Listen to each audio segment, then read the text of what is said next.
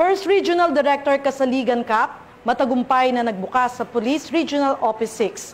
Ang report ay mula kay Patrolwoman Charmaine Balunsat.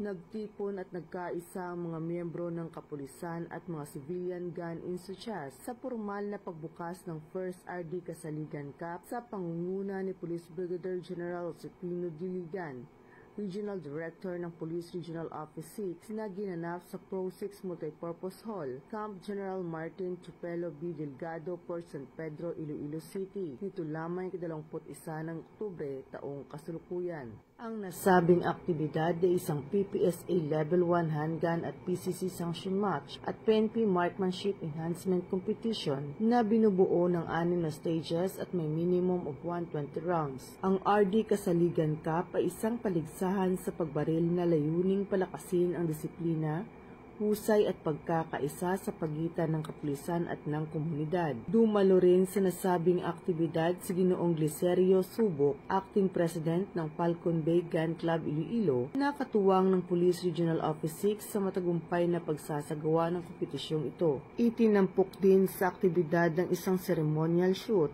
na pinangunahan ni Police Brigadier General Ligan kasama ang command group at si Ginoong Subok bilang hudyat na opisyal na pagsisimula ng paligsahan. Ang ganitong aktibidad ay hindi lamang nakakatulong sa pagpapalakas ng operational at combat readiness ng mga kapulisan, kundi nagsisilbi ring tulay sa mas matatag na ugnayan at pagtutulungan sa pagitan ng PNP at ng mga civilian shooters tungo sa kapayapaan at kaayusan.